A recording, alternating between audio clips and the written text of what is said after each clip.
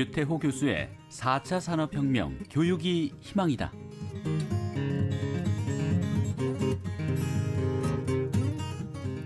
네, 방학 특집으로 저녁의 인기가요에서는요, 버지니아 대학교 류태호 교수를 모시고 4차 산업혁명 교육이 희망이다라는 특강을 마련하고 있습니다.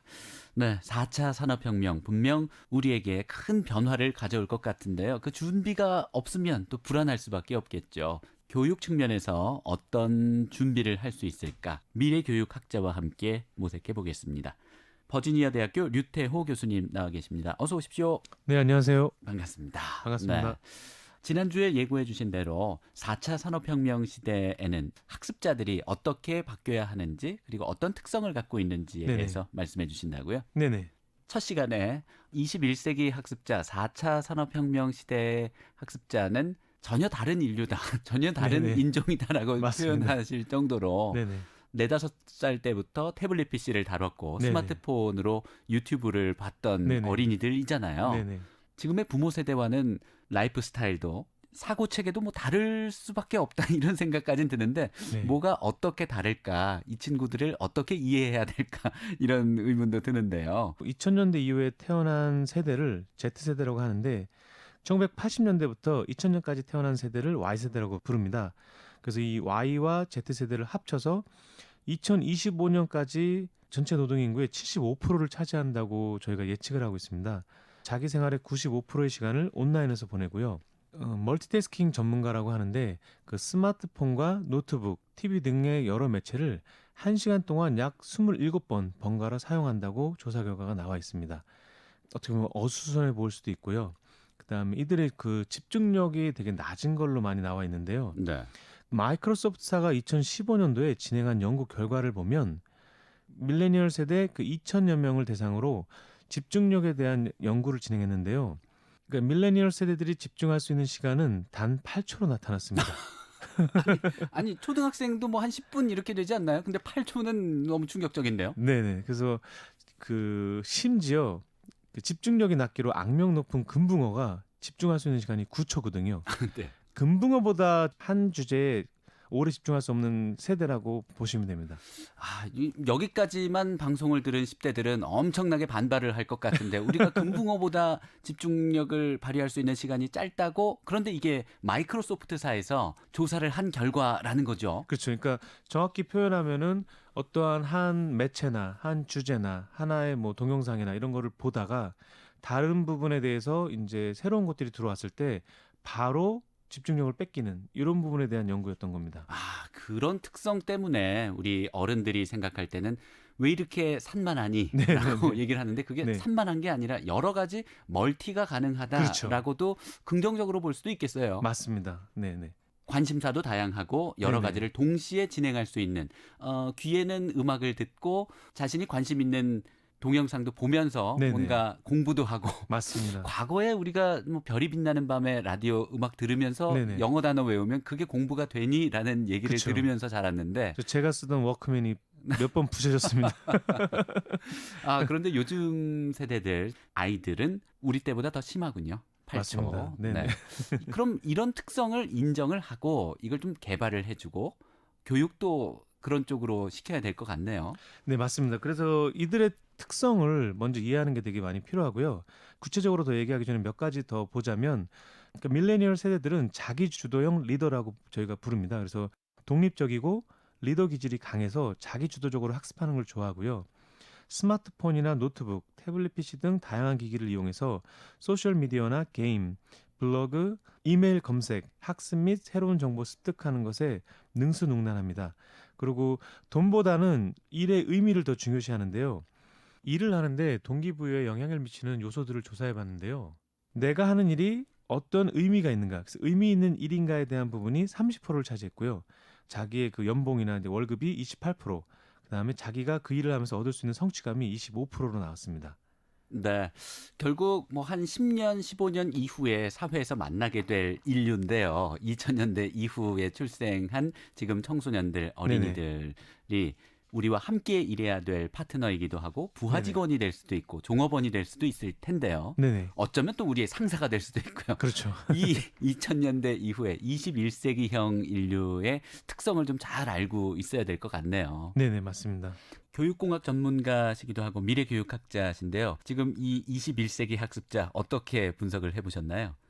21세기 학습자들은 특성이 확연히 다릅니다. 정보와 미디어를 능숙하게 활용을 하고요. 이들에게는 아날로그에 대한 기억이 전혀 없습니다. 저만 해도 그 아날로그 시대와 디지털 시대를 같이 경험했기 때문에 아날로그적인 부분에 대한 기억도 있고 디지털적인 부분에 대한 기억도 있는데, 그래서 이들에겐 그런 게 전혀 없기 때문에 디지털 시대에 태어난 이들을 디지털 원주민이라고 부르기도 합니다. 확실히 요즘 아이들은 정보 검색 능력도 뛰어난 것 같아요. 네, 맞습니다. 컴퓨터나 정보통신 기술에 대한 거부감이 낮고 필요한 정보가 있는 경우에는 도서관을 찾아가기보다는 인터넷을 검색하는 데 익숙합니다. 그리고 스마트폰이나 태블릿 PC, 랩탑 등을 통해서 언제 어디서든 인터넷 접속이 가능한 모바일 디바이스를 갖고 다니면서 잘 활용합니다. 그리고 21세기형 학습자들은 자기주도형 학습자란 말씀도 하셨는데요. 네네네. 근데 자기주도 학습이 저희 아이들 보면 거의 안 되는 것 같은데요. 시켜도 안 하는 것 같은데요. 시켜서 안 하는 걸까요? 네, 맞습니다. 시켜서 안 한다고 보면 될 것 같고요. 그래서 정해진 틀에서 주어진 일을 하기보다는 스스로 알아서 계획하고 관심 있는 분야에 대해서 이제 학습하는 학습자로 보고 있고요. 자기가 좋아하지 않은 일이나 이제 관심 밖의 일을 할 때는 집중력이 크게 흐트러지는데, 자기가 좋아하는 일에는 푹 빠져서 초집중력을 보이는 특성을 보이고 있습니다. 네. 그리고 또 문제 해결자라는 그런 키워드도 뽑으셨던데요. 네네네. 그런데 요즘 아이들 보면 엄마 아빠가 다 해줘야 되고 정해줘야 네네. 되고 그런 것 같은데 네. 스스로 문제 해결할 능력이 있다는 거죠. 그렇죠. 엄마 아빠가 해주기 때문에 그런 문제 해결자적인 능력을 못 보여줬다고 볼 수도 있거든요. 네. 그래서 이들의 특성을 보면 주어진 문제를 회피하지 않고 오히려 도전하는 그 도전 정신이 되게 강한 사람들입니다. 그래서 네. 우리 예전에 보면은 오히려 우리 세대에 봤을 때 어떠한 어려운 것들이 처해지면 저걸 어떡하지 이런 부분이 있고, 예를 들어서 뭐 기존에 하던 것들이 아니고 새로운 것을 해야 된다면 네. 그 일을 좀 힘들어하는 경향들이 있었던 것 같아요. 근데 이 친구들은 해보지 뭐. 그러니까 되게 편안하게 그다음 오히려 도전을 즐기면서 하는 그런 문제 해결자적인 그런 특성을 가지고 있습니다. 네. 그 다음으로 비판적 사고자라고 분석을 하셨는데요. 네네. 주어진 정보를 무작정 받아들이기보다는 좀 비판적으로 검토하고 취사 선택한다는 말씀이신가요? 맞습니다. 그래서 먼저 짚고 넘어갈 거는 비판적 사고라고 하는 말이 부정적 사고를 의미하는 건 아닙니다. 그래서 비판적 사고라는 거는 교육학 용어 사전에 따르면 어떤 사태에 처했을 때 감정 또는 편견에 사로잡히거나 권위에 맹종하지 않고 합리적이고 논리적으로 분석, 평가, 분류하는 사고 과정, 즉 객관적 증거에 비추어 사태를 비교, 검토하고 인과관계를 명백히 하여 여기에서 얻어진 판단에 따라 결론을 맺거나 행동하는 과정을 말합니다. 네. 그리고 요즘 학교 교육 보면 뭐 발표를 하더라도 네네. 조를 짜서 네네. 팀워크를 발휘하도록 그렇게 돼 있더라고요. 네네. 21세기 학습자들은 혼자 학습하는 것보다 여럿이 협업하면서 학습할 때 보다 나은 학습 결과를 성취하는 것으로 나타났는데요. 스마트폰이나 태블릿 PC, 랩탑 등 항상 그 모바일 디바이스를 손에 들고 다니기 때문에 늘 나 홀로 하는 일을 좋아하는 것처럼 보이고 혼자만의 세계가 있는 것처럼 보이지만, 사실 21세기 학습자들은 이런 모바일 디바이스를 통해서 여러 친구나 다양한 정보에 늘 연결되어 있습니다.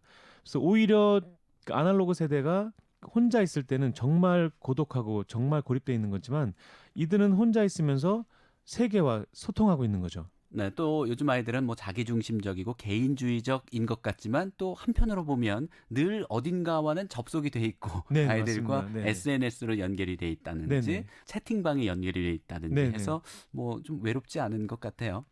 그리고 또 한 가지 특성을 보면 21세기 학습자들을 커뮤니케이터라고 봅니다. 그래서 의사소통이 자유로운 커뮤니케이터들이고 온라인이나 오프라인 매체에 상관없이 자유자재로 의사소통의 주체가 되어 이야기를 진행해가는 사람들입니다.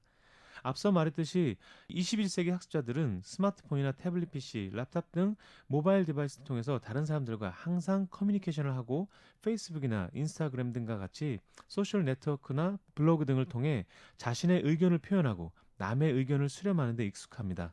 그래서 지식을 습득하는 과정에서도 21세기 학습자들은 토론식 수업을 통해 자신의 의견을 표현하고 상대방의 의견을 분석하고 평가하는데 익숙하고 커뮤니케이션 과정에서 학습을 하는 특성을 지니고 있습니다. 네. 그리고 또 요즘 아이들은 외국 친구들도 잘 사귀는 것 같아요. 네, 꼭 그렇죠. 영어를 잘하거나 뭐 외국어를 잘해서 그런 게 아니라 네네. 저희 아이도 영어를 못하는데 네네. 어떻게 뭐 외국인 친구하고 뭔가 놀고 있는 그런 모습도 본 적이 있고 또 다른 가정의 아이들도 보면 일본에서 홈스테이를 했다고 하더라고요. 그래서 네네. 굉장히 와, 그 집 아이는 일어를 굉장히 잘하는구나 싶었는데 일어를 하나도 못한대요. 그런데도 네네. 가서 네.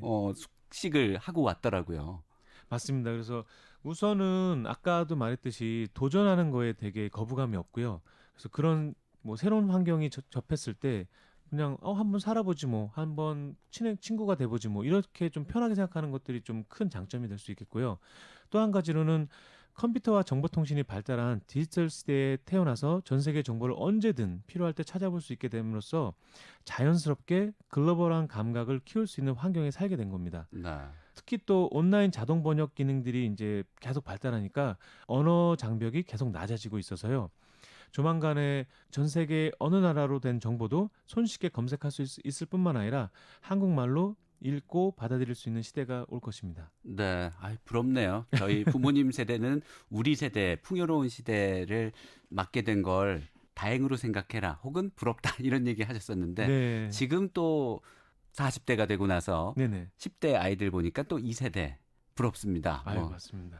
거침이 없고 도전 정신이 있고요. 네네. 두려움이 별로 없는 것 같아요. 네. 그래서 저희가 그런 부분들을 잘 살릴 수 있게 아까 좋은 말씀 해주셨는데 지금 아이들을 보면 오히려 더 의존하는 것 같다라고 생각하고 그렇게 저희가 바라보고 있는데 그것이 첫 번째 문제였던 것 같아요. 그래서 이들에 대한 이해를 정확히 하고 이들은 도전 정신이 강하구나. 이들은 뭐 혁신가구나. 이들은 글로벌 감각이 있구나. 이들은 문제 해결자구나.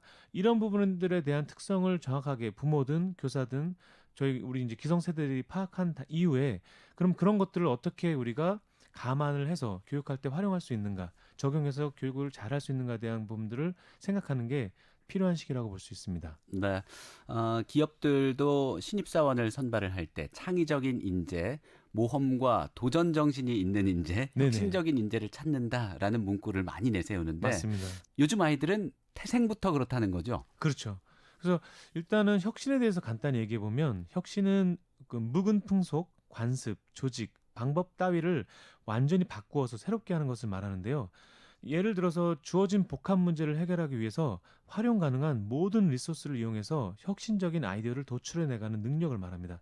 또한 그 과정에서 다른 분야의 전문가들과도 머리를 맞대어 의사소통하고 객관적이고 합리적인 판단을 내리는 특성을 21세기 학습자들이 가지고 있다고 보면 됩니다. 21세기 학습자들은 고정된 틀 안에서 답을 찾기보다 창의력을 바탕으로 기존에 없던 전혀 새로운 답을 도출해내고 그 과정에서 스스로 학습하는 특성도 가지고 있습니다. 네, 그리고 앞으로 세대는 뭐 정말 진정한 100세 시대가 될 것 같은데요. 네네. 의학도 발달하고 네, 몸 관리, 자기 관리에도 관심이 많은 젊은 세대들인데요. 네네. 100세 시대에는 꼭 필요한 게 이제 평생 학습자, 평생 무언가를 배워야 하는 시대다. 뭐 맞습니다. 대학에서 20대 초중반까지 배운 걸로 나머지 6, 70년을 살아가기에는 이게 너무나 부족하다는 그런 분석도 있더라고요. 네, 맞습니다. 4차 산업혁명 시대에 저희가 가장 주목하는 것은 평생 학습의 시대라는 겁니다. 그래서 과거의 3차 산업혁명 시대만 해도 초중고와 대학만 졸업해도 그때 배운 지식과 기술을 갖고 정년까지 평생 그 직업이 보장되는데요. 지금은 이제 지식이나 정보의 반감기가 갈수록 짧아져서 어제의 정답이 오늘에는 오답이 될 수 있거나 심지어는 몇 시간 전에 옳다고 믿었던 내용도 지금은 사실이 아닌 시대에 살고 있기 때문에 어찌 보면 21세기 학습자들은 평생 학습자일 수밖에 없습니다. 자신의 진로를 언제든 바꿀 수 있고 평생 직장이라는 개념은 사라지고 각 개인이 흥미를 갖고 일에 몰두할 수 있는 일자리를 찾아서 이동하는 주기가 짧아지고 경력을 쉽게 새로운 경력으로 바꿔나갈 수 있도록 지원하는 평생교육의 중요성이 갈수록 증가하게 됩니다. 네. 요즘 젊은이들은 끈기가 없어서 자주 이직을 하고 힘든 걸 못 참는다. 뭐 이렇게만 볼 게 아니라 또 네네네. 자신이 경쟁력을 갖고 있다면 네네. 유연하게 도전하고 네. 혁신하고 모험을 한다는 거죠. 맞습니다. 그래서 그렇게 모험을 하고 도전할 때 우리가 왜 한국 사회에서 미국하고의 가장 큰 차이는 미국에서는 실패를 하면 실패를 통해서 배운 경험에 집중하고 그 경험을 통해서 다음번에는 성공해야지. 어떻게 하면 성공할 수 있을까? 이런 부분에 대해서 포커스를 맞춘다면 한국에서는 한 번 실패를 하면 낙인이 찍히는 것 같아요. 그래서 네. 저 친구는 실패했던 친구. 그렇기 때문에 다시 성공하기 힘들 거야. 그래서 그런 부분들 이렇게 도전 정신이 강하고 혁신적이고 그다음 평생 학습하는 이런 그 새로운 시대의 21세기형 학습자들을 그들이 이제 우리 아이들인데 그들을 바라보는 관점이 일단 바뀌어야 되고요. 그들이 자신의 그런 역량을 마음껏 펼칠 수 있게 도전하고 나갈 수 있게 지원하는 사회적인 시선과 제도가 마련되어야 될 것 같습니다. 네, 인식을 바꾸는 게 가장 중요한데 또 가장 어렵기도 한 것 같아요. 우리가 네. 또 기성세대가 변화해야 될 것 같습니다. 네네. 자, 여기서 노래 한 곡 듣고요. 또 이 시간 또 방학 특집으로 마련한 류태호 교수의 4차 산업혁명 교육이 희망이다. 마무리 정리를 해봐야 될 것 같은데 자, 종강을 앞두고 있습니다. 네, 어떤 노래를 좀 듣고 올까요?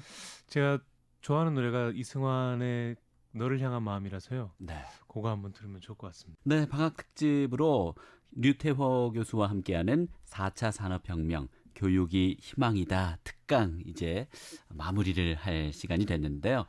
류태호 교수께서 쓴 4차 산업혁명 교육이 희망이다라는 같은 제목의 책에 서문에 이런 글 써놓으셨더라고요. 흑인 인권운동가 멜컴 X의 말인데요. 미래는 오늘 준비하는 사람의 것이다.